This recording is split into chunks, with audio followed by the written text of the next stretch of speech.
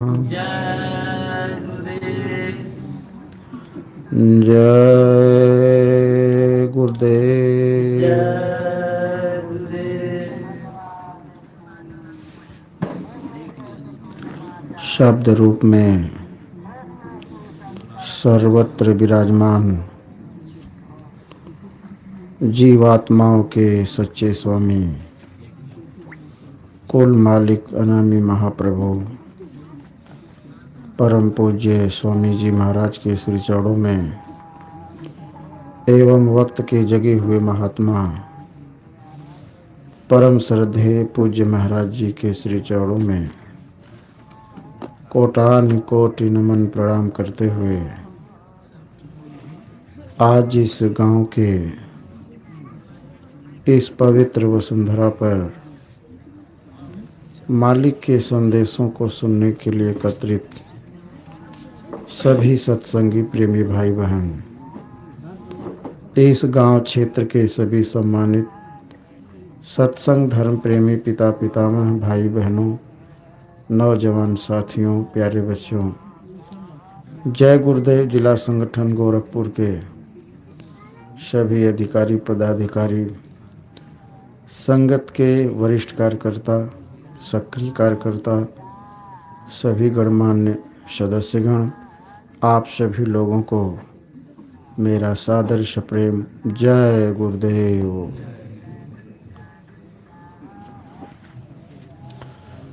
प्रेमी भाई बहनों, आज हम सभी लोग मालिक के वचनों को सुनने के लिए एकत्रित हुए हैं। महात्माओं के संदेश और फकीरों के कलाम समस्त मानव इंसान जाति के लिए होता है। महात्माओं के दरबार में किसी भी प्रकार का कोई भेदभाव नहीं किया जाता है। उनका संदेश सबके लिए बराबर होता है। जिस प्रकार से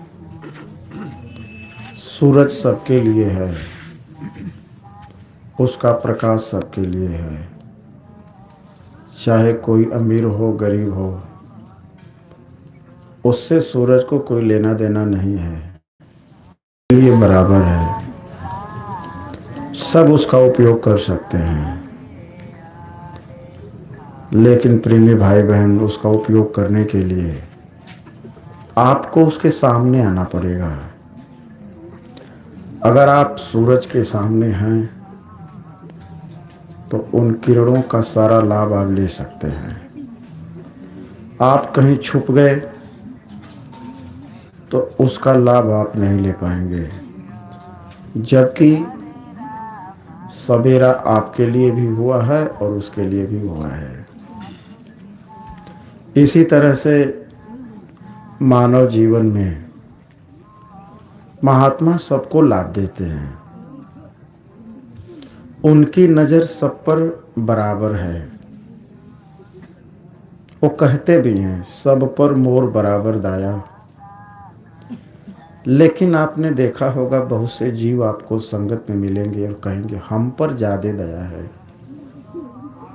पता नहीं कहाँ से ज़्यादा मिल गई। वो तो ये कह रहे हैं कि सब पर मोर बराबर दया, सब पर मेरी बराबर दया है। जैसे आप लोग गांव में रहते हैं, मान लीजिए आपने अपने छत पर अपना कपड़ा धो करके सुखा दिया, पड़ोसी भी सुखा दिया। अब यह है कि आपका कपड़ा जल्दी सूख गया तो पड़ोसी नाराज हो जाता है, कहता है कि उसका कपड़ा कैसे जल्दी सूख गया। इसका मतलब इस सूर्य की गलती है।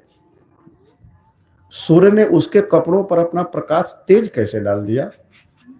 ये नहीं सोचता है कि मेरा कपड़ा मोटा है और उसका पतला कपड़ा है। यानी ठीक उसी प्रकार से जैसे कर्मों का विधान है। आपके ज्यादा गंदे कर्म थे, समय लग गया, उसका कर्म कम गंदा था, जल्दी हो गया। तो वो जल्दी अनुभव कर लिया। बात ये नहीं है कि ज्यादा है, बात यह है कि हमारे कर्म कितने गंदे हैं। या ऐसे भी हो सकता है किसी के ज्यादा हैं लेकिन जल्दी धोने का प्रयास किया, जल्दी धुलवा लिया। आप इस घमंड में कि हम तो मतलब बहुत दिनों से हैं, हमारा कम है, तो आपने उतनी मेहनत नहीं की, सेवा उतनी नहीं की। तो जब आपने नहीं की तो आपका कम में था लेकिन लंबा समय लग गया, उसका ज्यादा था लेकिन कम समय में काम करा लिया। कैसे? तत्पर होकर के, समर्पण आ गया उसके अंदर। जब समर्पण आएगा, जब भाव आ जाएगा समर्पण का, तो काम जल्दी बन जाता है। त्याग, समर्पण, विश्वास, ये अध्यात्मवाद के रास्ते पर चलने के लिए सबसे तेज काम करने वाले कुछ एलिमेंट हैं, जिसका आप प्रयोग करके जल्दी से अपने रास्ते को तय कर सकते हैं। अगर समर्पण नहीं आया, त्याग नहीं आया और भरोसा नहीं हुआ, सबसे बड़ा भरोसा होता है इस मार्ग में, भरोसा। कहते हैं अगर भरोसा नहीं हुआ तो भरोसा के बाद ही विश्वास आता है, वही उसका जड़ है। सबसे पहले भरोसा करिए। कहते हैं सदगुरु पर करो भरोसा, मत कुछ करो अफसोसा। सबसे पहले आपको भरोसा करना होगा, भरोसा के बाद ही विश्वास पैदा होता है। जैसे किसी मास्टर के पास अपने बच्चे को आप सबसे पहले कैसे भेजते हैं? पहला दिन आप जब भेजे होंगे तो पहला दिन आपके भेजने का क्या मूल एलिमेंट रहा होगा? भरोसा, कि ये मास्टर अच्छे हैं। भरोसा किया होगा आपने, भरोसा करके अपने समय को आपने बर्बाद किया, अपने बच्चे को भेजा तो आपका समय ही तो लगा, 10 दिन 15 दिन बच्चा वहां गया। जब आपने पहले भरोसा किया, विश्वास कब हुआ? भरोसे पर जब वो उतर गए, खरा उतर गए, जो चीज आप चाहते थे वो चीज वहां मिल गई, तो आपको वहीं से भरोसा के बाद विश्वास हो गया। उसी तरह से संत मत में सबसे पहले भरोसा किया जाता है। भरोसा करके पहले लगिए आप, और जब लगेंगे तो खरा सौदा है, और सौदा होने के बाद खुद पता चल जाएगा। इसके बाद विश्वास होना ही होना है। इसलिए प्रेमी भाई बहन, पहले इसका आधार विश्वास है।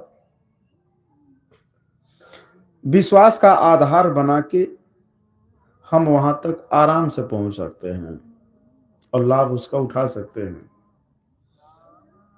इसलिए हमारे गुरु महाराज ने सबसे पहले भरोसा दिलाया। कहा पहले भरोसा करो, विश्वास करो। विश्वास कैसे आएगा?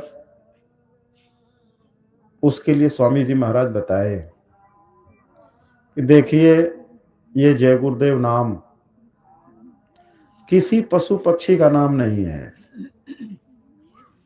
ये जय गुरुदेव नाम किसी साधारण इंसान का भी नाम नहीं है।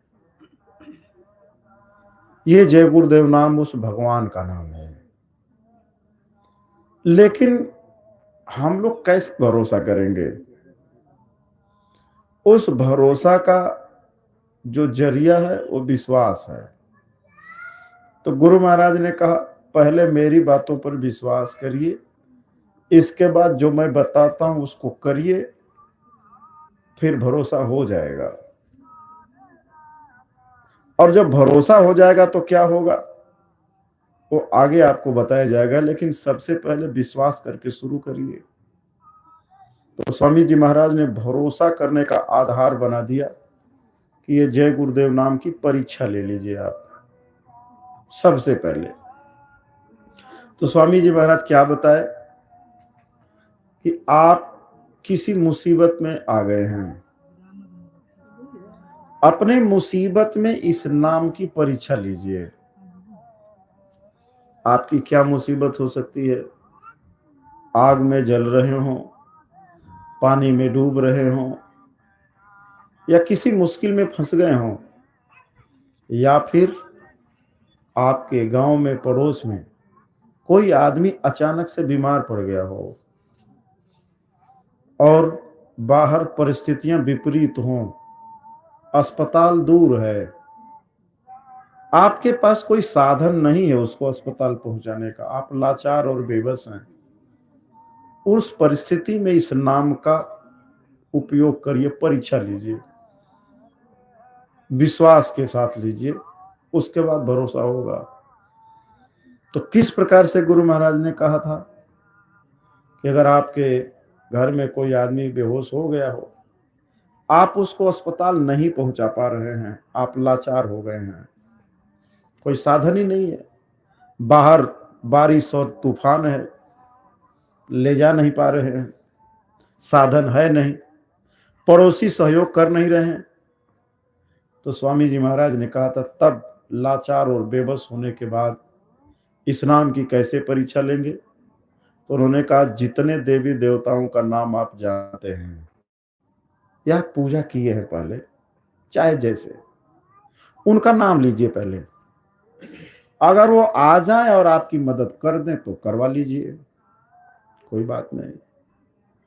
अगर उनका आपने नाम लिया और आपकी मदद नहीं हो पाई, तब उस बेहोश आदमी के दाहिने कान में अपना मुंह लगा करके 10 बार जय गुरुदेव नाम भगवान का बोलिए। 10 बार दाहिने कान में बोलना है। अगर आप इस पर ध्यान नहीं देंगे, गलत करेंगे, तो परिणाम नहीं आएगा। परिणाम तभी आएगा जब आप सही तरीका करेंगे। सही तरीका यही है, दाहिने कान में, दूर से नहीं, उस मरीज के पास बैठ करके उसके दाहिने कान में आपको 10 बार जय गुरुदेव नाम बोलना है। लेकिन हो सकता है आपकी बुद्धि ये कहे कि भाई ये आदमी बेहोश है तो सुनेगा कैसे? बेहोश आदमी सुनता तो नहीं है। लेकिन आपकी बुद्धि कहेगी कि ये बेहोश आदमी सुनेगा नहीं तो मैं क्यों बोलूं? आपको इससे कोई मतलब नहीं है। आपको गुरु पर पहले विश्वास करना है। जो कह रहे हैं उसको करना है पहले। वो कह रहे हैं कि चाहे वो उससे तुमसे कोई मतलब, वो तो मेरा संकल्प है ना। संकल्प तो गुरु का है, वो उस मरीज का थोड़ो है। संकल्प इनका है, विश्वास आपको करना है, भरोसा आपको होना है। इसलिए आप इस प्रैक्टिकल को करिए। जब आप 10 बार जय गुरुदेव नाम भगवान का बोलेंगे तो जो आदमी बेहोश है वो अपनी आंखें खोलेगा और खोल करके जो वो बताएगा उसको आप सुन लीजिएगा और विश्वास आपका हो जाएगा, भरोसा हो जाएगा कि जय गुरुदेव नाम में शक्ति है या जय गुरुदेव नाम भगवान का नाम है। वही बताएंगे आपके मरीज। दूसरा कोई बताएगा तो आप सोचेंगे हो सकता है मनगढ़ंत बता दिया हो, लेकिन आप ही के घर का सदस्य ने बीमार है। जब वो बताएगा तो आपको विश्वास होना चाहिए कि नहीं होना चाहिए? कर लेंगे ना तब तो। जब आप ही के घर का आदमी है, वही बोल रहा है, तो आपको विश्वास कर लेना चाहिए। प्रेमी भाई बहन, एक नहीं बहुत घटनाएं हैं।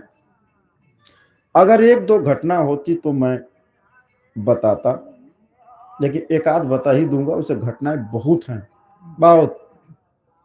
कितना गाया जाए और कितना कहा जाए, लेकिन उसमें से एक घटना अपने साथ की, पास की है, इसलिए पड़ोसी का बताया जाए। दूर जाने से यह होगा कि हो सकता है कहीं कहानी बना लिए हूं, पास में रहेगी तो जाके पूछ सकते हैं। प्रेमी भाई बहन, यही गाजीपुर में मरदह ब्लॉक है।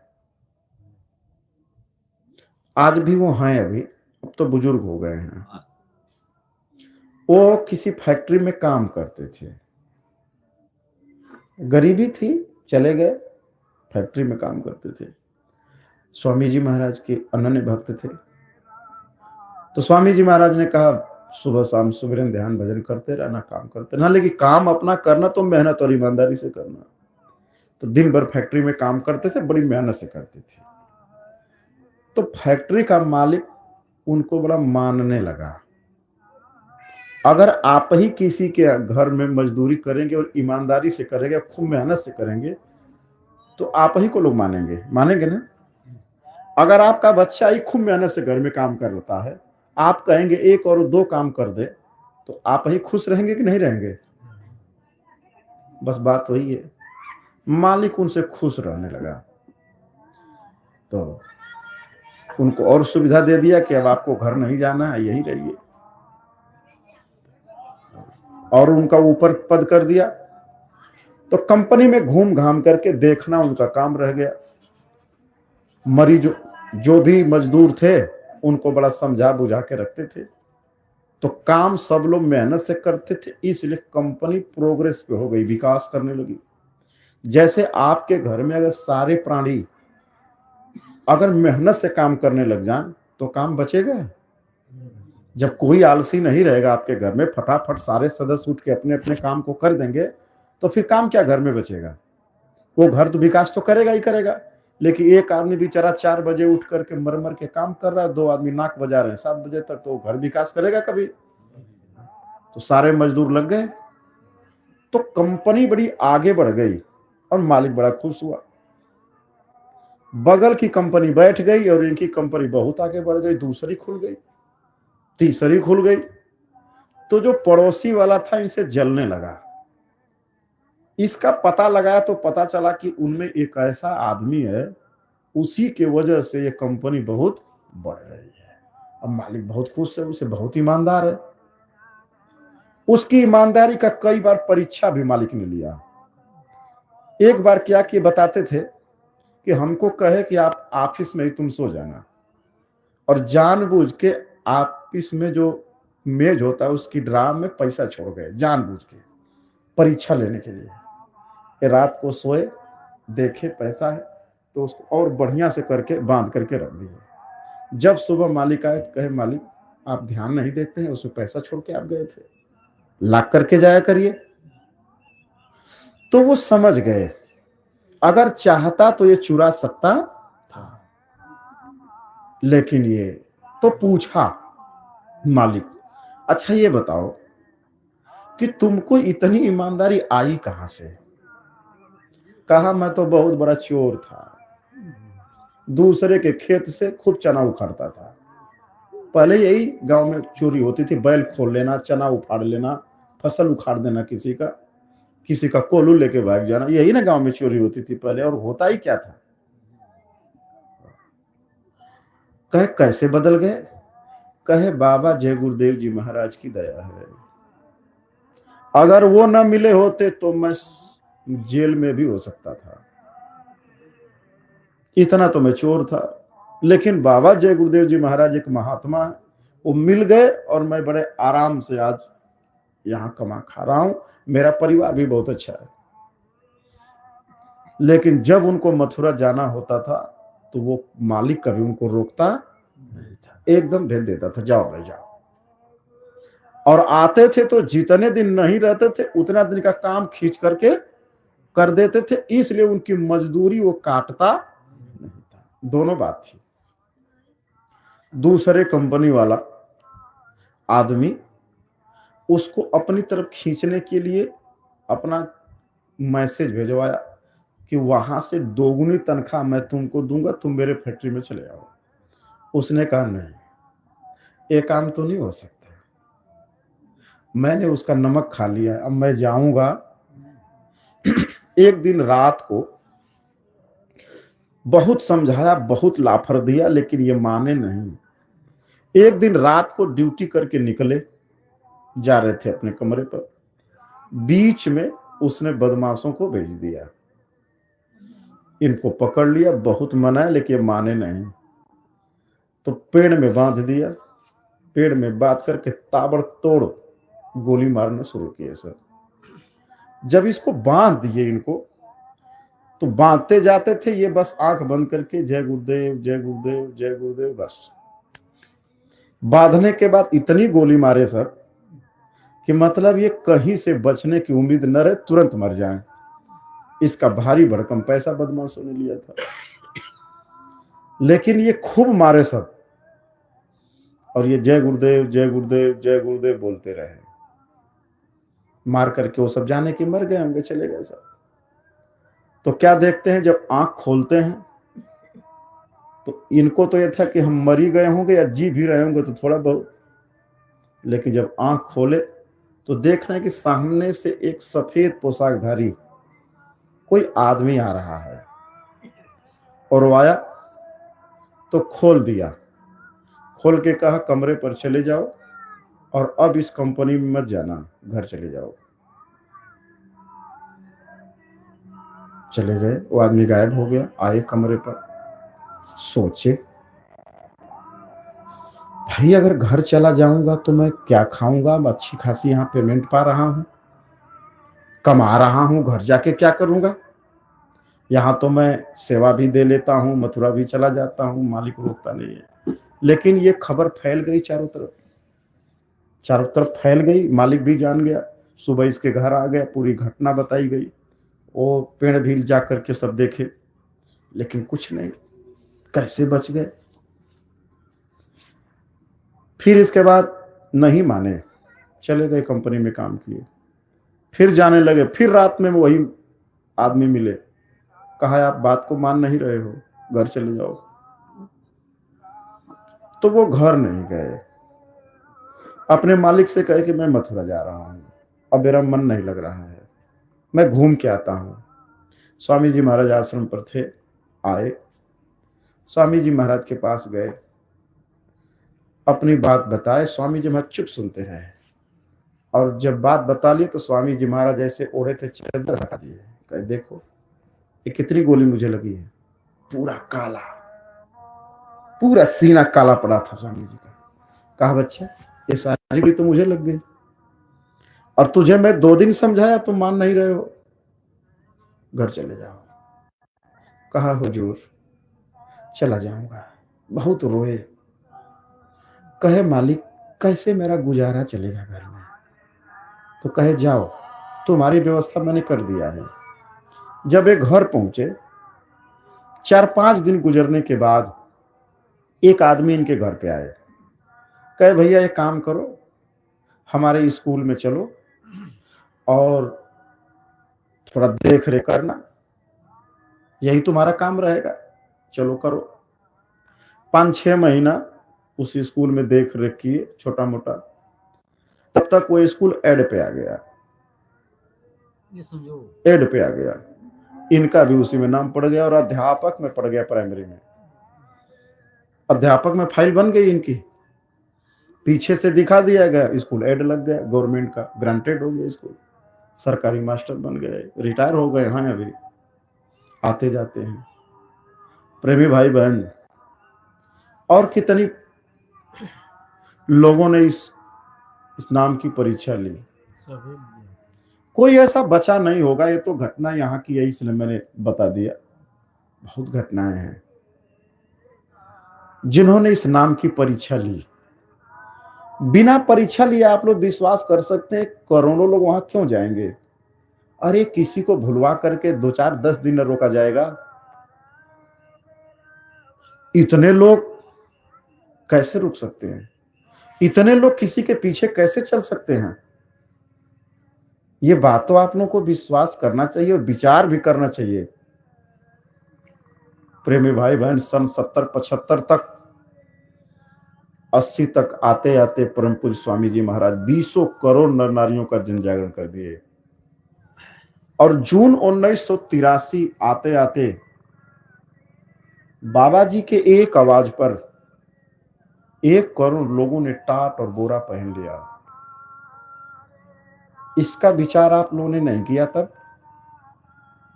ये कैसे महात्मा है जो एक बार कह दिया और 1 करोड़ लोग पहन लिए। 1 करोड़, तो इस पर तो आप लोगों को विचार करना चाहिए था। आप लोग कहां रहे थे, क्या कर रहे थे, विचार नहीं आया। आप अपने बच्चे को जब उसकी शादी पड़ जाती है तो एक कपड़ा आपके पसंद से वो नहीं पहनेगा कि पहनेगा? आपके पसंद से आपका बेटा दूल्हा बन जाएगा कपड़ा पहन के? अपने पसंद से खरीदेगा वो। आपके पसंद से तो जूता भी नहीं पहनेगा वो। क्या बात कर रहे हैं आप? करके देख लीजिए शादी उसकी, और जूता खरीद दीजिए अपने पसंद से, पहन ले। वो पैसा लेगा और अपने आप जाएगा गोरखपुर और अपनी पसंद से खरीद लाएगा। तो आप लोगों को ये विचार नहीं आया कि ये महात्मा 1 करोड़ लोगों को बोरा पहना दिए और हम अपने बच्चे को एक जूता नहीं पहना पा रहे हैं, जब आपकी खुदे पैदा किए हैं उसको? ये कोई साधारण काम है? या आप लोग अन्न खाते हैं तो कम से कम विचार तो करना चाहिए कि इस दुनिया में क्या हो रहा है। कितने करोड़ों लोगों को शाकाहारी बना करके, तलवार फेंकवा करके, जो आदमी दिन भर तमंचे उठा करके लोगों की हत्याएं करता था उसको फेंकवा करके हाथ में माला पकड़ा दिए। आप लोग विचार नहीं कर रहे हैं कि अगर बाबा जी न होते तो आज गोरखपुर में कितने लाख अनुयायी हैं, ये भी तो मांसाहारी होते। होते कि नहीं होते? शराब पीते कि नहीं पीते? इतने लोगों को तो कम से कम इन्होंने बदल दिया। आप अपने बच्चे की सुर्ती नहीं छुड़वा पा रहे हैं, सिगरेट नहीं छुड़वा पा रहे हैं, गुटखा खा रहा है उसको नहीं छुड़वा पा रहे हैं, और बाबा जी की एक आवाज पर इतने लोगों ने शाकाहारी हो गए।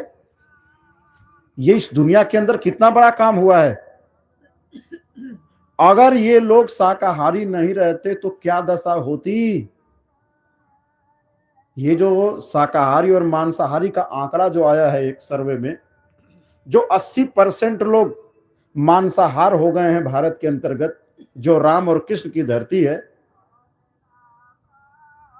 अय प्रेमी भाई बहन, अयोध्या के अंदर भी, मथुरा के अंदर भी और काशी के अंदर भी सर्वे करा दिया जाए तो यहां भी मांस और शराब पीने वालों की संख्या 80% पहुंच जाएगी।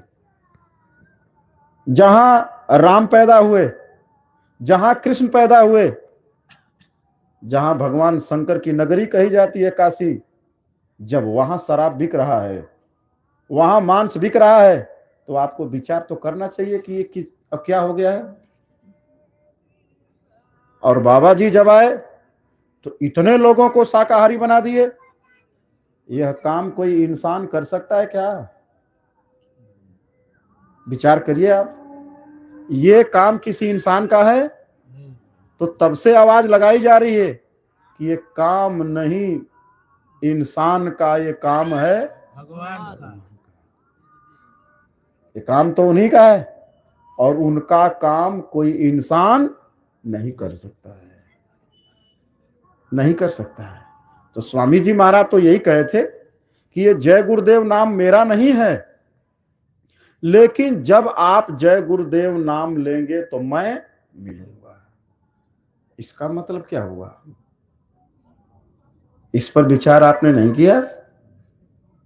जय गुरुदेव नाम मेरा नहीं है, लेकिन जय गुरुदेव नाम आप लोगे तो मैं मिलूंगा और तुम्हारी मदद करूंगा। इसका मतलब जय गुरुदेव नाम किसका? भगवान का। तो जो मिलेगा वो भगवान ही मिलेंगे। तो फिर ये कौन है? तो विचार तो करना चाहिए। इसीलिए कहा गया है, गुरु को मानुष जानते ते नर कहिए अंध, और हो ये दुखी संसार में अंत काल के फल। गुरु इस संसार में भगवान को भगवान से मिलाने के माध्यम होते हैं, बल्कि ये स्वयं कह लीजिए कि गुरु भगवान से भी बड़े होते हैं। लेकिन कब? जब उनकी सत्ता को आप समझ जाएंगे तब।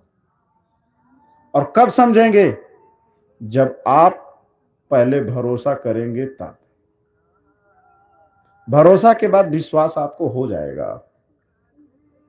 इसलिए प्रेमी भाई बहनों, जब ऐसा हो जाएगा तब एक प्रेमी और एक सद्गुरु का संबंध कैसा हो जाता है। जब भरोसा हो गया अपने गुरु पर, अटूट भरोसा, जब हो जाता है तो होता क्या है, प्रेमी और गुरु के बीच संबंध कैसा होता है, लिखा गया है वैसे ही होता है जैसे जिमी बालक राखहि महतारी। जिस प्रकार से एक महतारी अपने बच्चे की रखवाली करती है, उसी प्रकार से सदगुरु अपने प्रेमी की रखवाली करते हैं। ऐसा प्रेम होता है तब। मां कैसे अपने बच्चे की रखवाली करती है, जैसे मां अपने बच्चे को दूध पिला के सुला देती है घर में। जब बच्चा सो जाता है तो मां अपने घर का काम करती है। ये तो आप लोग गृहस्थ आश्रम में होंगे, देखते ही होंगे, ये सब लोग करते हैं। या अगर बच्चा नहीं सो रहा है तो मां अपने बच्चे को किसी को देगी और कहेगी कि आप मेरे बच्चे को देखिए और मैं काम कर रही। तो घर में बच्चा कौन खिलाता है, सास ससुर बूढ़े बाढ़े लोग, वही बच्चे को देखेंगे तो उसकी मां काम करेगी। यही होता है ना गोरखपुर में। अरे अपने नाती पोतों को आप लोग खिलाते हैं कि नहीं खिलाते हैं, तभी तो उसकी मां काम करेगी। रोटी बनाएगी कब, जब उसके बच्चे को कोई खिलाएगा। तो मां दे देती है अपने बच्चे को और कहती है कि आप इसे देखिए, या बच्चा सो जाए तब मां काम करेगी। इतनी रखवाली करती है मां। ऐसे अकेले में अपने बच्चे को कभी छोड़ती नहीं। कब, जब भरोसा कायम हो जाता है तब सदगुरु और प्रेमी का ऐसा ही संबंध हो जाता है। जिस तरह से एक मां को अपने बच्चे के ऊपर और बच्चे को अपने मां के ऊपर भरोसा रहता है, इतना प्रेम रहता है। मां काम कर रही है, बच्चा अगर सो रहा है तो उसका एक कान और पूरा ध्यान उस बच्चे के ऊपर लगा रहता है कि बच्चा कहीं जग न जाए। मान लीजिए मां काम कर रही है और बच्चा जग गया, तो बच्चा सबसे पहले किसको देखता है, मां को। मां को पहले देखेगा और जब मां को नहीं पाएगा तो रोएगा। जैसे सो करके उठा, उसकी आंख खुली तो चारों तरफ अपनी नजर को दौड़ाएगा और जब मां को नहीं देखेगा तो रोएगा। और जैसे ही उस बच्चे की आवाज मां के कानों में जाएगी, मां फौरन अपने काम को विराम देकर के बच्चे के पास दौड़ करके चली आएगी और बच्चे को अपने गोद में उठा लेगी और फिर इसे चुप कराएगी। प्रेमी भाई बहन, क्या उसको जरूरत है, उसकी नजाकत को मां पढ़ेगी और फौरन वो उपाय करेगी जिससे बच्चा चुप हो जाता है। उसी तरीके से जब एक प्रेमी को अपने सदगुरु पर विश्वास हो जाता है तो सदगुरु वैसे ही उसकी रखवाली करते हैं, बिना मांगे,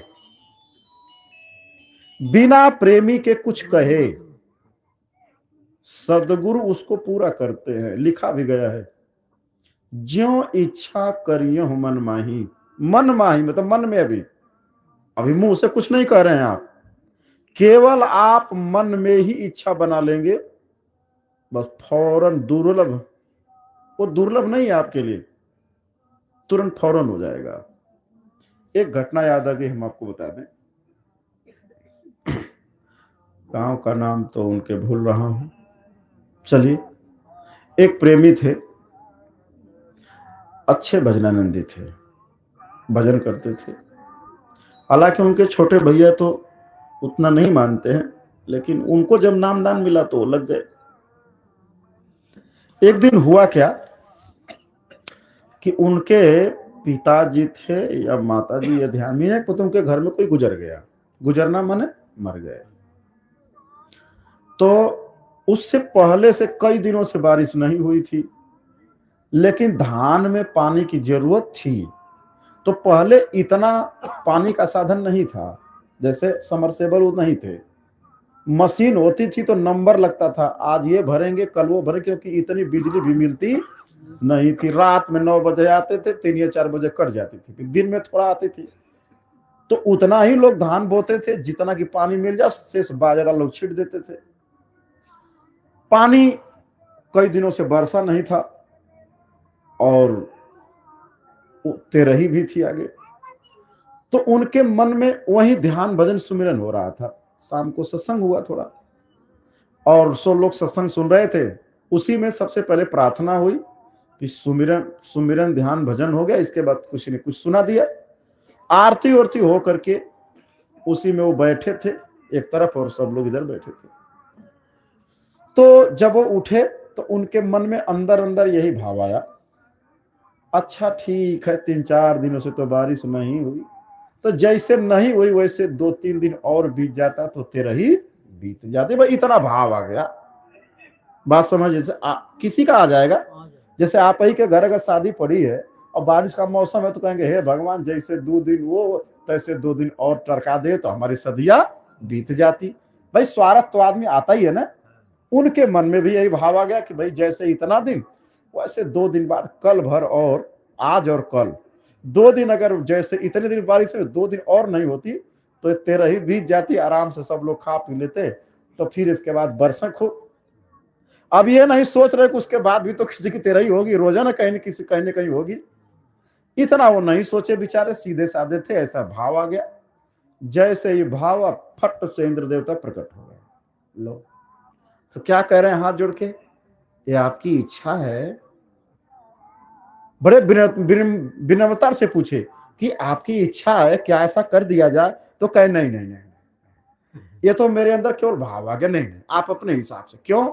अगर आपने कह दिया तो जो कुछ आप कमाए हैं अब उसी शक्ति को प्रयोग करके काम कर देंगे, आपका नुकसान हो जाएगा। वो इसमें साधक का नुकसान हो जाएगा, क्योंकि जो कुछ आप कमाए थे वो उनको आदेश देने में खत्म हो गया। स्वामी जी महाराज एक बात बताए थे, जब आप किसी के घर जाओ तो आपका कोई अभिवादन कर रहा हो या पैर छू रहा हो या कुछ भी कर रहा हो, तो जैसे अमूमन लोग क्या, जिया बचवा खुश रहा कह देते हैं लोग ना, आनंद रहो, खुश रहो कह देते हैं। गुरु महाराज ने कहा एक साधक अगर ऐसे कहेगा तो उसकी साधना जो कर रहा है वो उस पर चली जाएगी। खुश कैसे रहेगा वो? जब आपसे कुछ उसको जाएगा तभी ना खुश रहेगा। समझ रहे हैं ना इस बात को मैं क्या कहना चाह रहा हूं?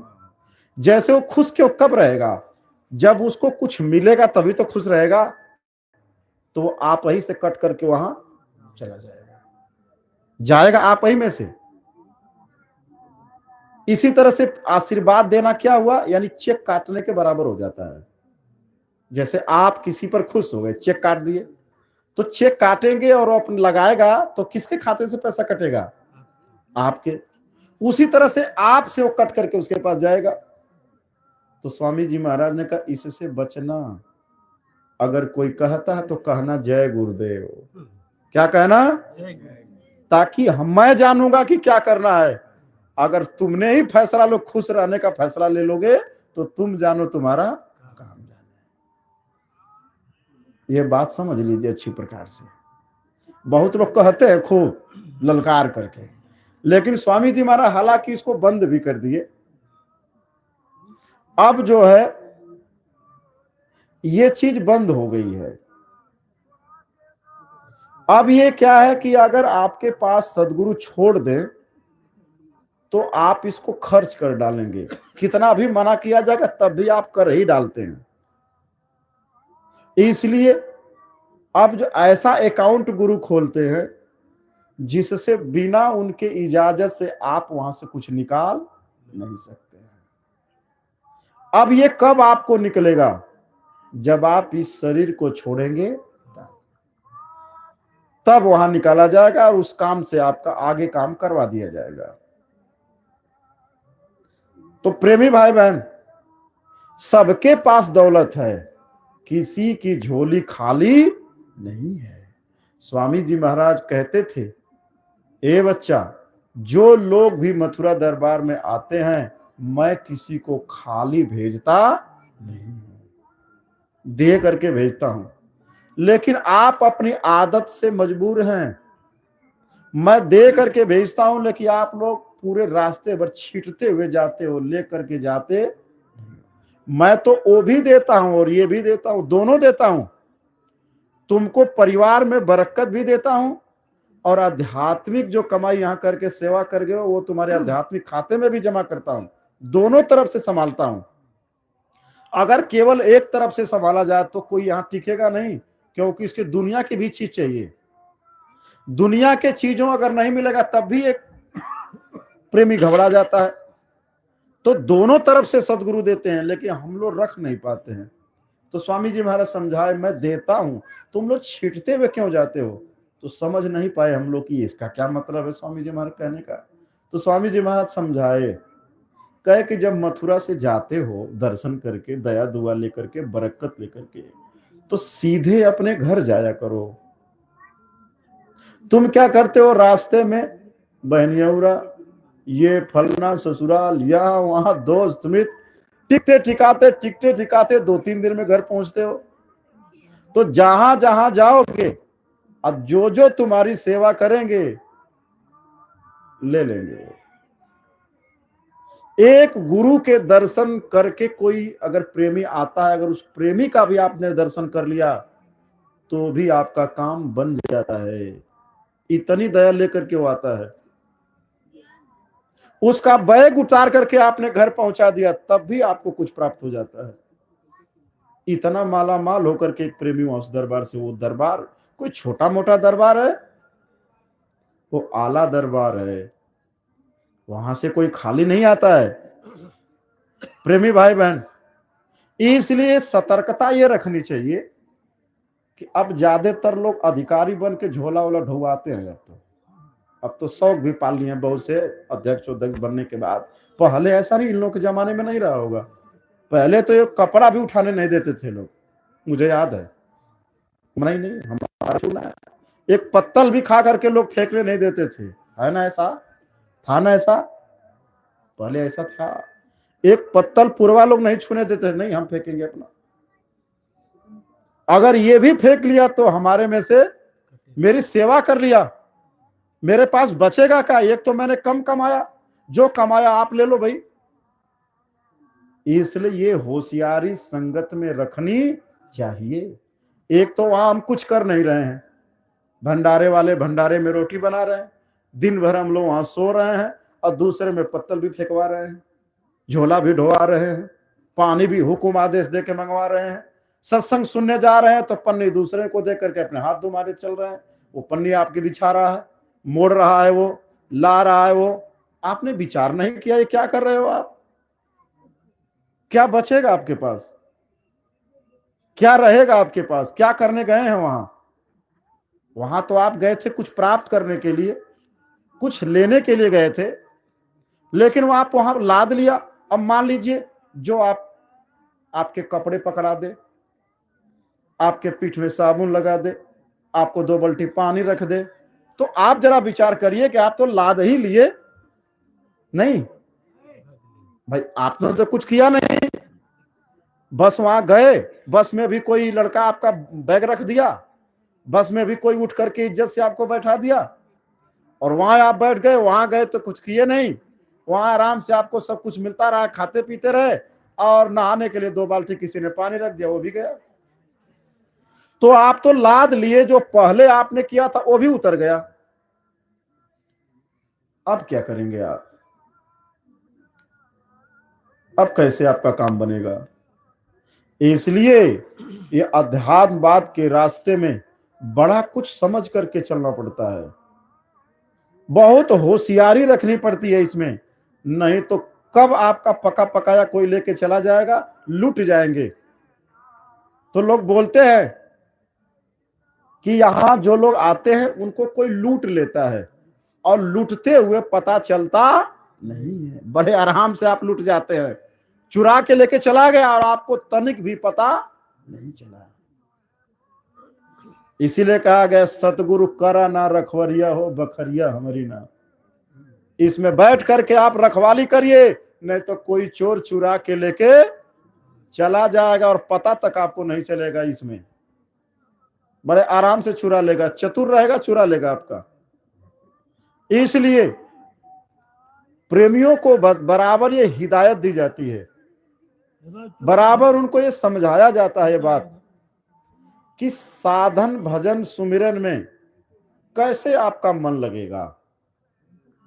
जब तक पवित्रता नहीं आएगी, एक साधक अपनी देख रेख स्वयं नहीं करेगा, अपना अवलोकन वो स्वयं नहीं करेगा। और कैसे करना है? सदगुरु के वचनों को सुनिए और उसी के दर्पण में अपने चेहरे को देखिए।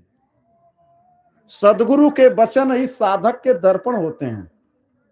उसको सुनिए आप, और सुन करके अपने ऊपर देखिए कि मैं ऐसा हूं कि नहीं। अगर नहीं हूं तो मुझे वो दौलत कैसे मिल सकती है, मैं उसको कैसे बचा सकता हूं। इसलिए प्रेमी भाई बहन, एक साधक को अपनी निरख परख बराबर करती रहनी चाहिए, बराबर करते रहना चाहिए।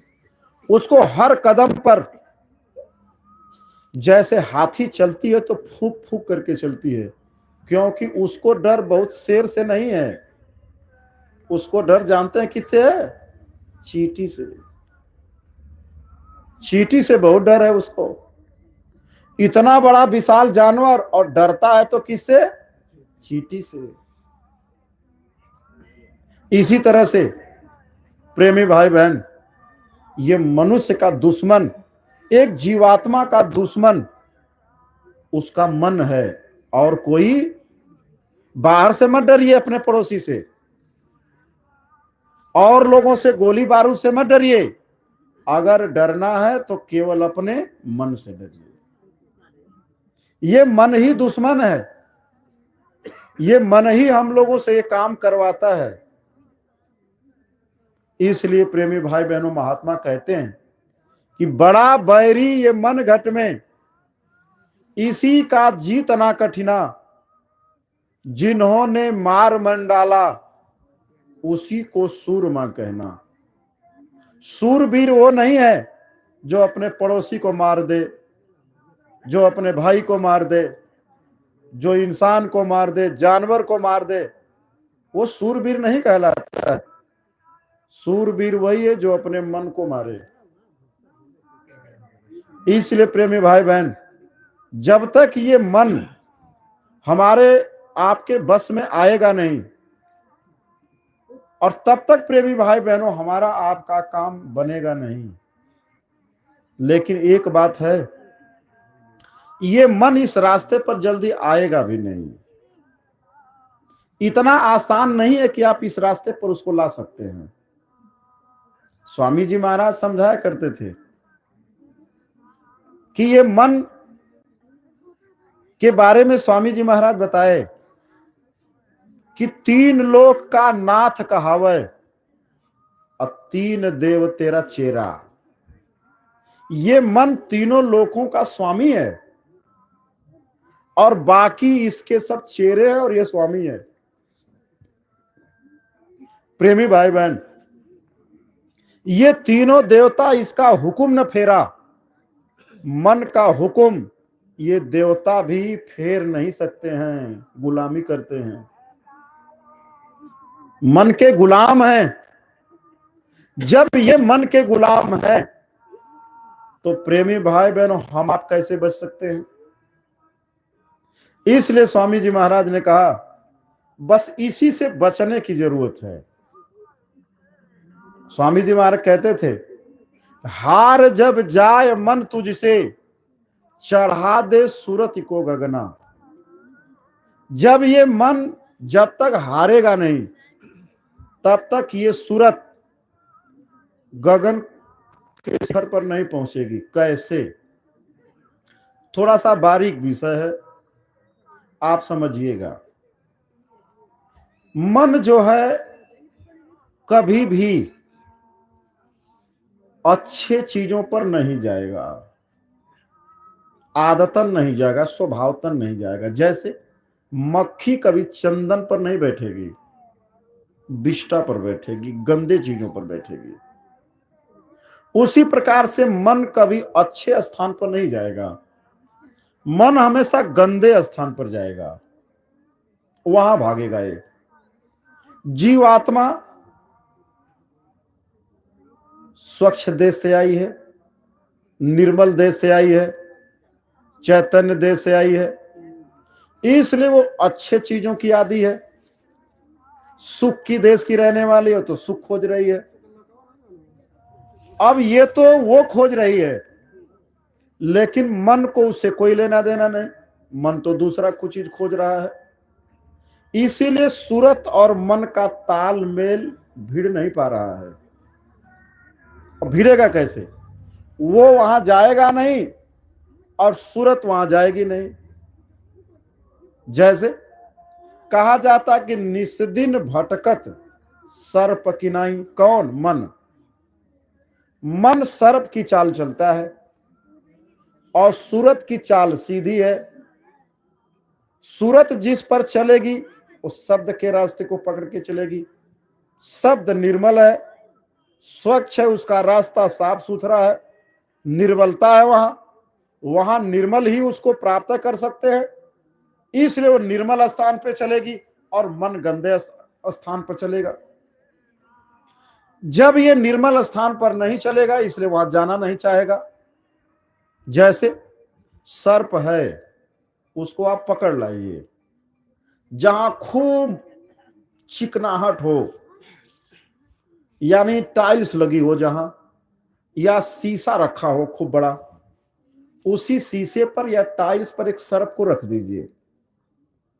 अब आप जरा विचार करिए, हालांकि आप लोगों ने ऐसा प्रैक्टिकल तो नहीं किया होगा, लेकिन रख देंगे और प्रैक्टिकल करेंगे तो सर्प भाग नहीं सकता है। अब नहीं भागेगा, हाँ, चिकने की वजह से अब नहीं भाग सकता। वो वहीं पे केवल तड़फड़ाएगा, 1 इंच नहीं बढ़ पाएगा वो।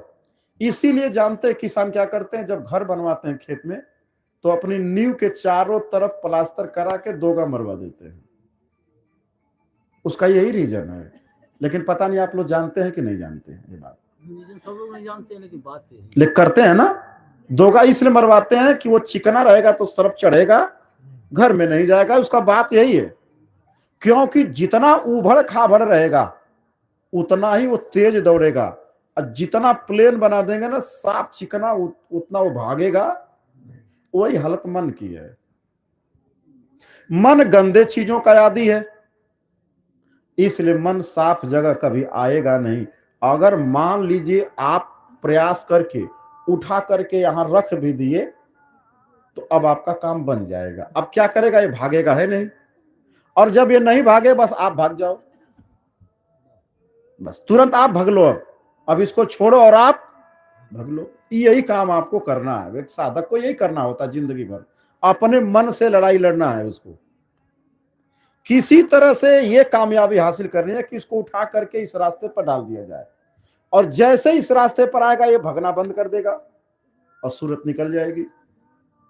इसी को कहते हैं हार जब जाए मन तुझसे, चढ़ा दे सूरत को गगना। तभी ये जाएगी सूरत, और नहीं तो जा नहीं सकती है।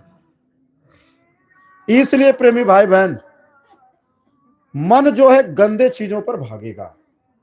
अब आप प्रयास करिए, आज सुमिरन आप लोग कर लिए होंगे, सुबह करेंगे जब आप, तो जैसे ही माला उठाएंगे तो मन यहां नहीं आएगा। आता है?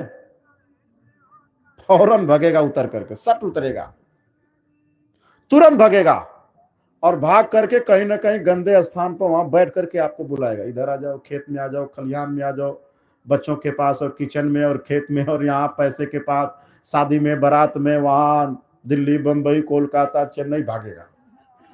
और जैसे ही माला रख देंगे पट से आ जाएगा।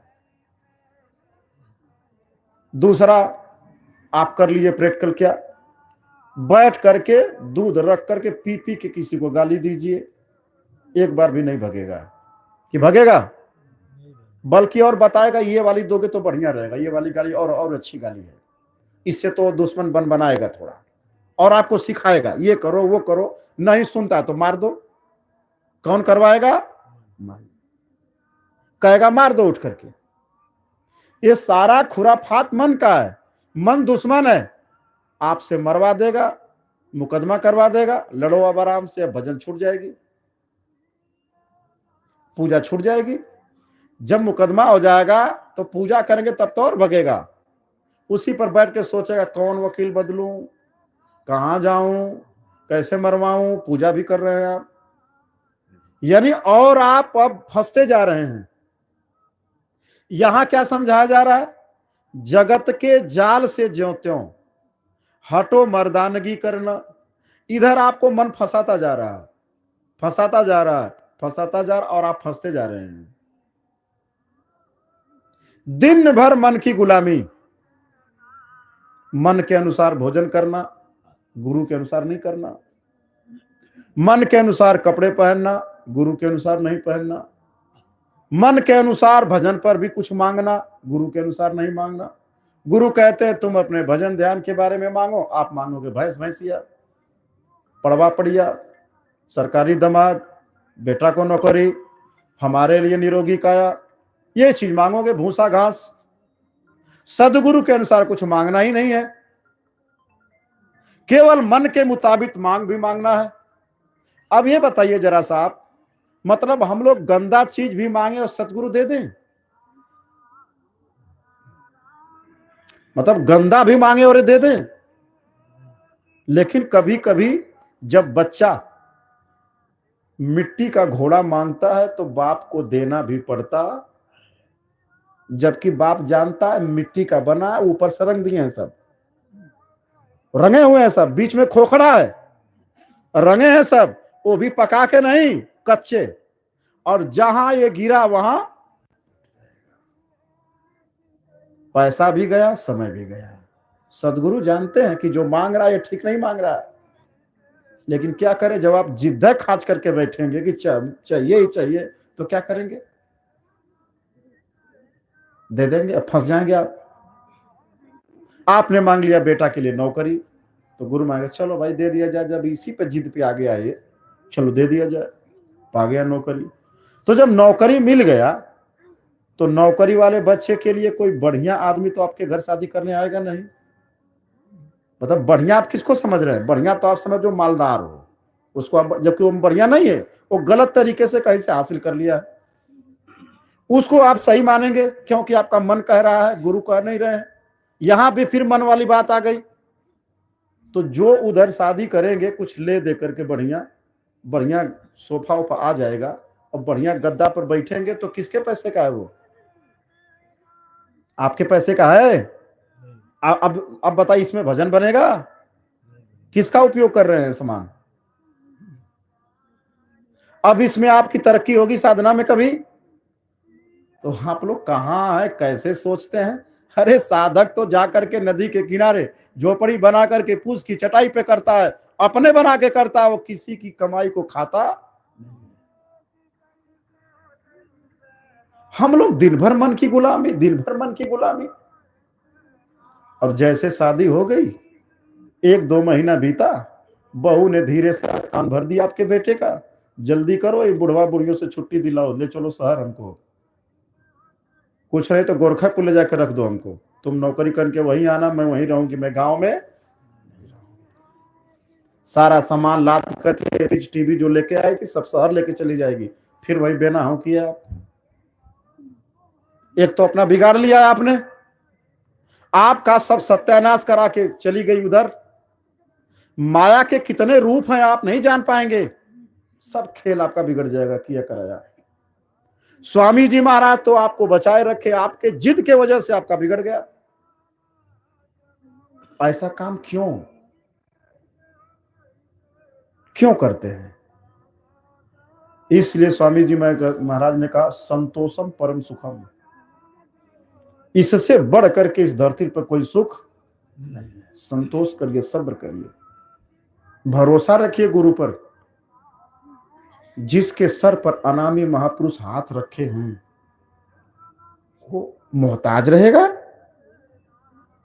वो मोहताज रहेगा किसी का?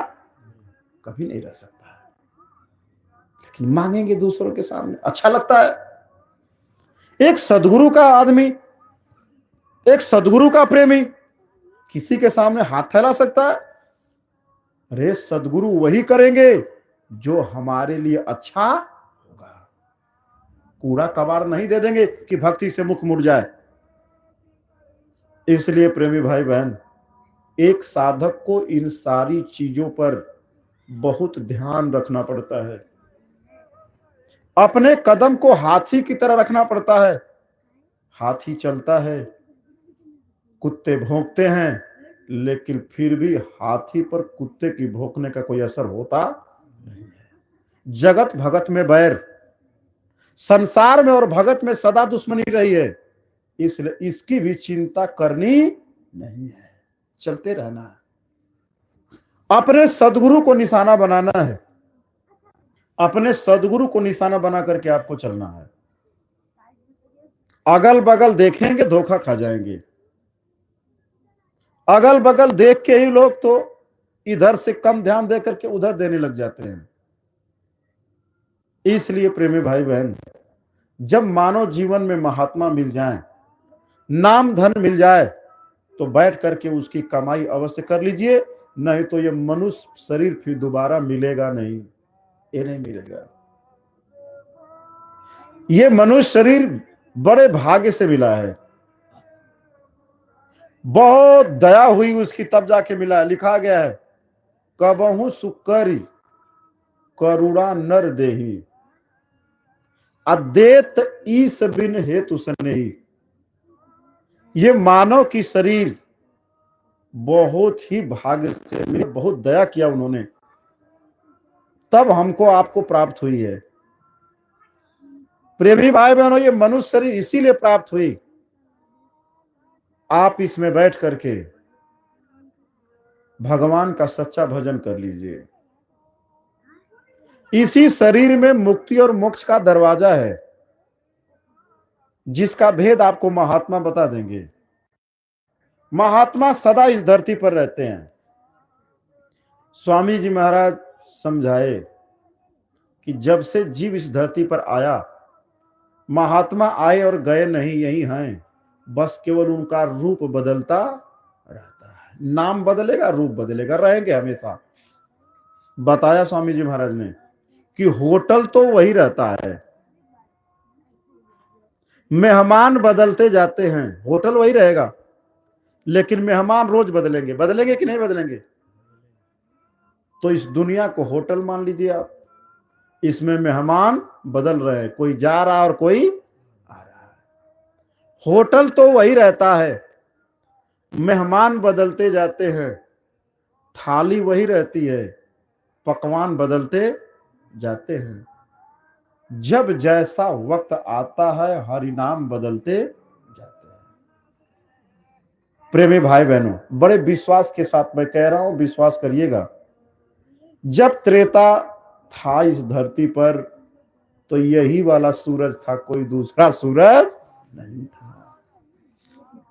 यही हवा, यही सूरज, यही चांद सितारे वो लोग भी देख रहे थे जो हम देख रहे हैं, सब कुछ वही। लेकिन लोग आए और चले गए। आज हम लोग भी आए और हम लोग भी चले जाएंगे, आगे वाले आएंगे। यहां आना और जाना लगा हुआ है, सिलसिला चलता रहेगा। अब यह है कि आप अपने मंजिल को प्राप्त कर लीजिए। इसलिए ये होटल तो मुसाफिर खाना है। मुसाफिर आते हैं, रात बिताते हैं और चले जाते हैं। अरे हम लोग यहां कोई 10-20 रात, 100 साल रात बिताएगा, कोई 80 वर्ष का रात बिताएगा, कोई 90 बिताएगा, कोई 100 बिताएगा, लेकिन बिताने के बाद अंततो गत्वा यहां से जाना ही है। उसको जाना ही है, रहना नहीं, देश बिराना है। इस बिराने देश से एक न एक दिन सबको जाना है, रहना किसी को नहीं है। लेकिन जिस काम के लिए हम आए वो तो कर लें। अब हम लोगों को ये भ्रम है कि हम लोग भैंस पालने आए हैं, पढ़ लिख करके नौकरी पाने आए हैं, शादी करने आए हैं, बाल बच्चे पैदा करने आए हैं, फिर उनकी भी शादी करने आए हैं, फिर नाती पोता खिलाने आए हैं, फिर दांत टूट जाएगा, फिर इसके बाद जो है आंख अंधी हो जाएगी, फिर मर जाएंगे, खत्म। यही करने के लिए मानव तन मिला है, इसी काम करने के लिए। तो ये काम तो पशु भी कर रहे हैं कि नहीं कर रहे हैं? अरे पशु भी बाल बच्चा पैदा कर रहे हैं कि नहीं कर रहे हैं? वो लोग भी अपने बच्चे को बड़ा कर रहे हैं कि नहीं कर रहे हैं? वो भी मर रहे हैं। जहां बैठते वो भी पोंछ से हिला डुला लेते हैं, साफ कर लेते हैं। लेकिन एक बात है, पशु अपने स्वामी पर पूरा भरोसा करता है, पूरा भरोसा है।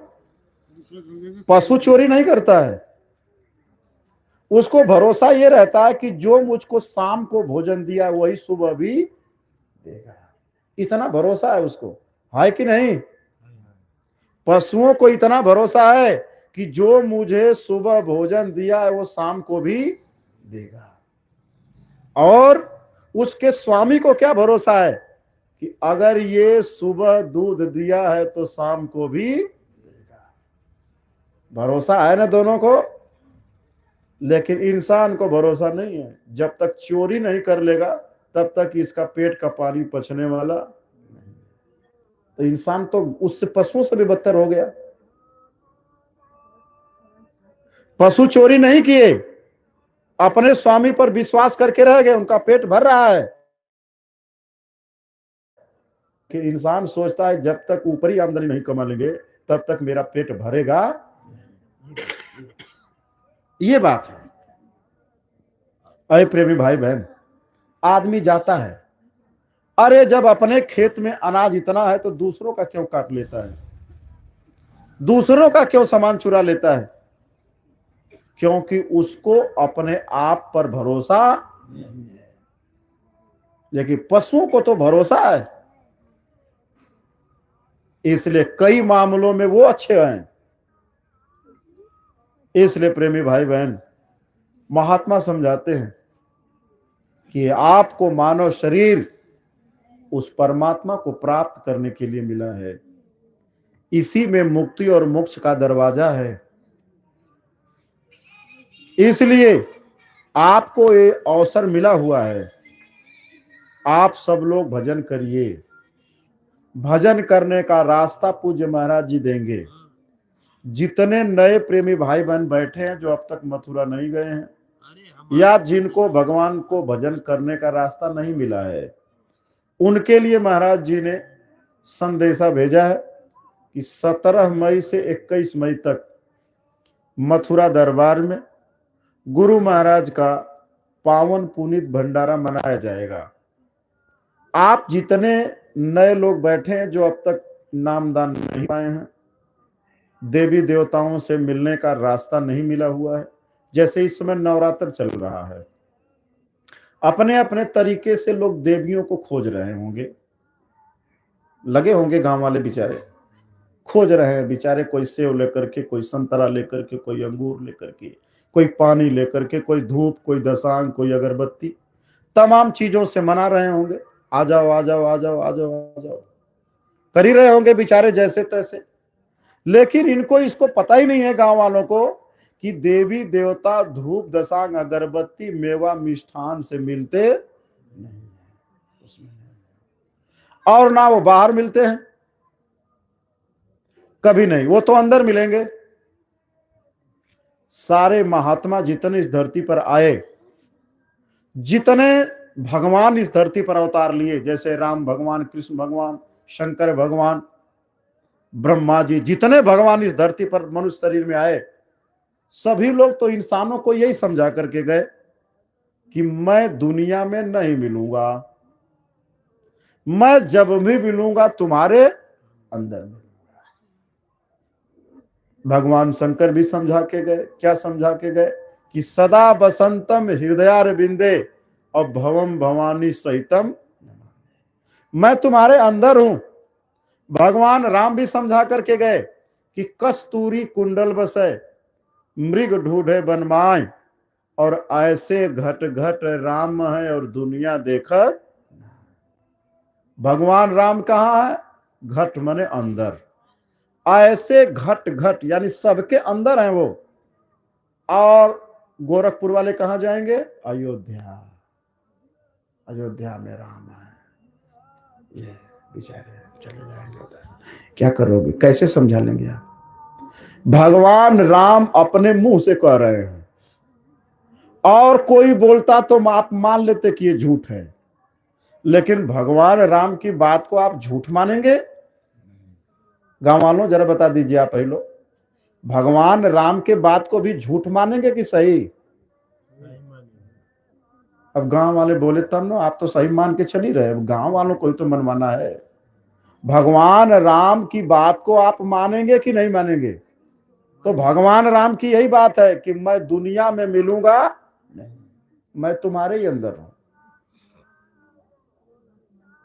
तुम्हारे ही अंदर मैं रहता हूं, मैं बाहर कहीं रहता। समझा करके कह रहे हैं कि जिस प्रकार से कस्तूरी मृग के नाभि में होती है, मृग माने हिरण, उसके नाभि में कस्तूरी रहती है, जब वो पक जाती है तो बड़ी खुशबू निकलती है उसमें से। तो जब खुशबू निकलने लगती है तो हिरण सोचता है कि यह खुशबू कहीं जंगल से आ रही है, तो सोचता है कि क्यों न वहां पहुंच जाऊं जहां से खुशबू आ रही है। वह दौड़ना शुरू करता है, दौड़ करके वहां जाएगा तो बहुत तेजी से दौड़ेगा, थोड़ा सा रुकेगा, थोड़ी देर रुकने के बाद तलाशेगा कि कहां से आ रही है। तो एक हवा का झोंका आएगा, फिर वही खुशबू नाकों में, सोचेगा लगता है उधर से आ रही है, फिर वहां जाएगा, फिर लगेगा कि इधर से आ रही, उधर जाएगा, फिर उधर जाएगा, यानी दौड़ते दौड़ते वो मर जाएगा, लेकिन खुशबू उसे प्राप्त नहीं। उसी तरह से इंसान है, अगरबत्ती लेके उस मंदिर, उस धाम, वहां उस गंगा में, उस जमुना में, पीपर के पेड़ के पास, बरगद के पेड़ के पास, नहर के किनारे दिन भर रात भर दौड़ते दौड़ते दौड़ते मर जाएंगे, लेकिन भगवान मिलने वाले नहीं। और भगवान कहाँ है? अगर उस हिरण को कोई ये समझा देता, अरे भाई हिरण, जो खुशबू लेने के लिए तुम जंगलों में दौड़ रहे हो वो तुम्हारे नाभि से ही आ रही, तुम बैठ जाओ, अपने नाक को नाभि के पास लगा लो, सूंघते रहो। अगर ऐसा कोई समझा दिया होता तो हिरण खुशबू भी सूंघ लेता और उसकी मृत्यु भी नहीं होती। उसी तरह से महात्मा समझाते हैं इंसानों को, जिनकी तलाश आप कर रहे हैं वो मिलेंगे अंदर, और आप खोज रहे हो बाहर, वस्तु कहीं और ढूंढे कहीं और, कभी नहीं मिलेगी। इसलिए मैं आप लोगों से प्रार्थना करने आया हूं, गांव वालों से, अगर अभी कुछ कोर कसर बाकी रह गया तो खोज लीजिए, और नहीं तो आप लोग इच्छा भर खोज लिए और नहीं मिला है तो मैं आप लोगों से कहने आया हूं कि मथुरा चलिए, और इधर जो तस्वीर लगी है ये महाराज जी वहीं मिल जाएंगे, उनसे हाथ जोड़ करके कहिएगा 60-65 बरस की उम्र बीत गई महाराज जी, बड़ा धूमधाम से अगरबत्ती जला करके भगवान को खोजे, लेकिन भगवान हमको मिले नहीं। मैं आपके दरबार में हूं, भगवान से मिलने का रास्ता बता दीजिए, बता देंगे। लेकिन भगवान से मिलने का रास्ता बताएंगे, लेकिन कुछ परहेज भी आपको करना पड़ेगा, क्योंकि जब कोई आदमी बीमार पड़ता है और डॉक्टर के पास जाता है तो डॉक्टर दवा लिखने के साथ साथ पर्ची पर दवा भी लिखेगा और बगल में परहेज लिख देगा, तो आपको कुछ परहेज वहां से बताया जाएगा, उस परहेज को करना पड़ेगा। क्या परहेज करना पड़ेगा? तो वो कहेंगे कि आपको साधु बनने की कोई जरूरत, जैसे लोग दाढ़ी वोड़ी बढ़ा लेते हैं इतनी बड़ी, ये बढ़ा लिया यहां तक, कुंडल पहन लिया, सरंगी ले लिया, कपड़े रंगा लिए और सोचते हैं कि हम साधु बन गए। आप साधु कैसे हैं? आपको भूख लगेगी तो जाएंगे कहां? कभी विचार किए हैं? अरे जब दाढ़ी वाला साधु बन जाएंगे तो भोजन चाहिए कि नहीं चाहिए? कहां जाएंगे? फिर दुकान वालों के सामने दे दो भैया। तो जब आप कुछ कमाए नहीं और भूख लगी तो दूसरों से भीख मांग के खाएंगे, तो आप तो लादते जा रहे हैं कर्जा अपने ऊपर। क्योंकि इस धरती का नियम है, जिसका आप लेंगे उसका देना पड़ेगा।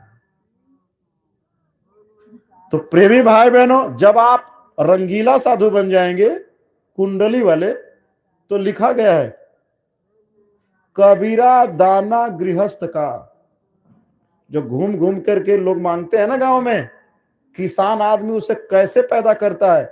आप लोग किसान हैं, गेहूं में रात को पानी देने जाते हैं कि नहीं? आप लोग कितना हाथ कटवाता है। इतनी मेहनत से आपने गेहूं पैदा किया है, और आपका गेहूं कोई मांग करके खाएगा तो उसको उसकी कीमत चुकानी पड़ेगी। अगर वो नहीं चुका रहा है तो कर्जा रहेगा। आज नहीं कल, कल नहीं कभी न कभी तो देना पड़ेगा। इसीलिए कबीर साहब कहते हैं, कबीरा दाना गृहस्थ का, नव नव अंगुल दांत, और भजन करे तो उबरे, और नहीं तो फाड़े आंत। इतना आसान नहीं है। गृहस्थ का दाना कोई पचा नहीं सकता। ये किसान बहुत मेहनत करते हैं खेत में, फावड़ा लेकर के रात को दिन भर धूप में बेचारे खड़े होकर के मड़ाई करते हैं। इनका दाना फ्री में खाएंगे आप? इसलिए प्रेमी भाई बहन, ऐसा साधु मत बनना जिसमें दूसरों के सामने कटोरा लेकर के भीख मांगना पड़े। इसलिए आप खेती मत छोड़िए, दुकान मत छोड़िए, दफ्तर मत छोड़िए, पढ़ाई लिखाई न छोड़िए, दुनिया का सारा काम करिए, लेकिन क्या करना है? मेहनत और ईमानदारी के साथ। चोरी नहीं करनी, बेईमानी नहीं करनी, लूटपाट नहीं करनी। आपको मेहनत से काम करिए, ईमानदारी से करिए। और क्या करना है? ये मनुष्य शरीर है, इस मनुष्य शरीर को भगवान ने बनाया है।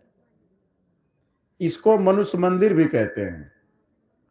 प्रेमी भाई बहनों, आपके गांव में भी कोई ना कोई मंदिर होगा। उस मंदिर को आप लोगों ने बनवाया है, इस मंदिर को भगवान ने बनाया है।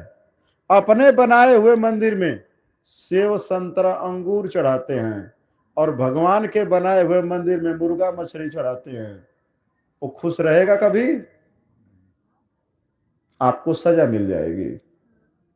इसलिए इस मानव मंदिर में किसी भी पशु और पक्षियों का मांस और अंडा नहीं डालना है, यानी शुद्ध शाकाहारी रहना है। भोजन का असर मन पर बहुत गहरा पड़ता है। लिखा गया है, जैसा खावे अन्न और वैसा होवे मन, जैसे पीवे पानी और वैसे बोले बानी। जैसा मनुष्य भोजन करता है, उस भोजन का असर उसके मन पर तुरंत पड़ जाता है। इसलिए प्रेमी भाई बहन, आप पशुवत भोजन मत करिए, यानी राक्षसों का भोजन मत करिए, देवताओं का भोजन करिए। आप इंसान हैं, इंसान का भोजन करिए। आप किसी प्रकार के ऐसे गंदो चीजों का भोजन मत करिए जिससे आपका विचार गंदा हो जाए। कोई ऐसी नशा मत करिए जैसे कि आपकी बुद्धि खराब हो जाए और इन आंखों में मां, बहन, बहू, बेटी की पहचान खत्म हो जाए। ऐसी कोई नशा मत करिए। ये काम आपको मना किया जाता है। शुद्ध शाकाहारी रहते हुए आप वहां से जो भी महाराज जी आपको देवी देवताओं को पाने का, राम कृष्ण को देखने का, अपनी जीवात्मा को जगा करके अपने निज घर जाने का जो रास्ता महाराज जी देंगे, आप उसको लेकर के घर चले आइए। दिन भर मेहनत ईमानदारी से काम करिए। शाम को जब अपने घर आइए तो अपने बूढ़े माँ बाप की सेवा करिए। एक माँ 4-4 बेटों को पैदा करती है, चारों को अपने हाथों से पाल पोस करके बड़ा कर देती है। वही बच्चे जब माँ बुजुर्ग हो जाती है तो वो चारों बच्चे या चारों उनकी पत्नियां मिल करके एक माँ बाप की सेवा नहीं कर पा रहे हैं। ये आपके बच्चों में संस्कार की कमी है प्रेमी भाई बहन। और ये संस्कार महात्माओं के सत्संग से आएंगे। इसलिए अपने अपने बच्चों को भी सत्संग में बराबर ले आते रहिएगा। ये बच्चे आपके धरोहर हैं, आपके बुढ़ापे की लाठी हैं। अगर इनको मजबूत नहीं बना लेंगे तो बुढ़ापे में किसके सहारे आप चलेंगे। इसलिए आप सभी लोग मथुरा दरबार में अपने अपने बच्चों के साथ पधारिएगा। यही महाराज जी ने निमंत्रण भेजा है प्रेमी भाई बहन। इसके बाद देखिए अभी महाराज जी बिहार प्रदेश में दौड़ा कर रहे हैं। आपके जिले को वहां गोद मिला हुआ है, लोग गए हुए हैं, कार्यक्रम आपका हो रहा है वहां। आज दो एक ही मिला था कि दो मिला था? तीन कार्यक्रम थे। तीनों कार्यक्रम आज खत्म। चलो तो आज के बाद अभी तो लोग तसली तमेड़ी माजे धोएंगे तो कहीं कल चलेंगे, या हो सकता है चल देंगे लोग तो कल आ जाएंगे। तो लोग आ जाएंगे। आप लोगों ने सहयोग किया, आपके सहयोग से ही वहां सब काम हुआ है। इसी तरह से आगे भी आप लोग सहयोग करते रहिएगा। कुछ न कुछ अपने शक्ति भर भक्ति जरूर करिएगा। हर चीज में कुछ न कुछ डालते रहे। हवन में बहुत बड़ा यज्ञ चल रहा है, उसमें कुछ न कुछ बराबर आप लोग डालते रहिएगा। ऐसा मत करिएगा कि कभी ज्यादा और कभी एकदम नहीं, ऐसा नहीं। देखा देखी भक्ति का कभी न चाढ़े रंग। ये नहीं कि भाव बन गया तो एक बार दबा के कर दिया और फिर नहीं दिया। बराबर सब में कुछ न कुछ आहुति आपकी डलनी चाहिए। एक रस चलिए, एक रस आनंद बनिए। ये नहीं कि कभी बहुत तेज तो कभी सो गए, ऐसा नहीं। बराबर चलते रहिए, चलते रहिए, चलते रहिए प्रेमी भाई बहन। इसके बाद देखिए अगर पूज्य महाराज जी की दया हुई तो अम्बेडकर नगर का कार्यक्रम बन रहा है, वही जाना भी है। तो अगर मौज बन गई महाराज जी की तो वहां, और नहीं तो गुरु पूर्णिमा के बाद सोनभद्र और मिर्जापुर की धरती पर मौज बनाए हैं महाराज जी, उधर की तरफ जाएंगे। अब उधर से लौटेंगे तो देखिए कहां की मौज बनती है। इसलिए आप लोग भी लाइन में बराबर खड़े रहिए, बैठिए, खड़े रहिए बराबर लाइन में और हुजूर से प्रार्थना करते रहिए। क्यों? क्योंकि अगर काम ना बना लिया तो परिस्थितियां बड़ी विपरीत होती जा रही हैं। दिन पर दिन बड़ा भयावह स्थिति बनती जा रही है। न जाने कब क्या हो जाए।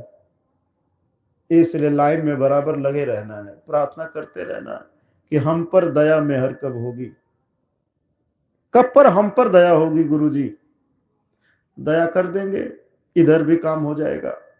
इसलिए आप लोग बराबर दया की भीख मांगते रहिएगा।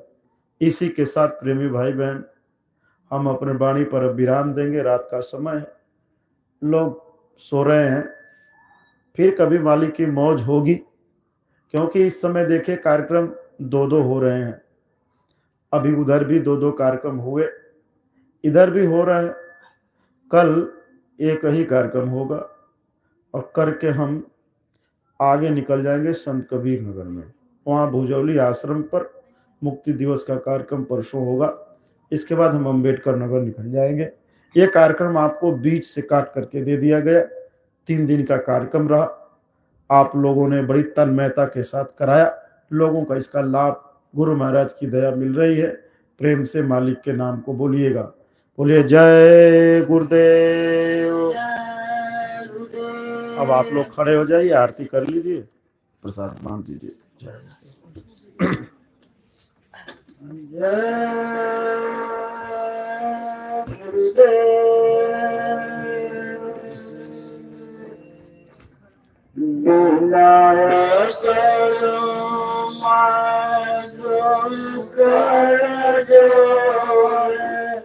सतगुरु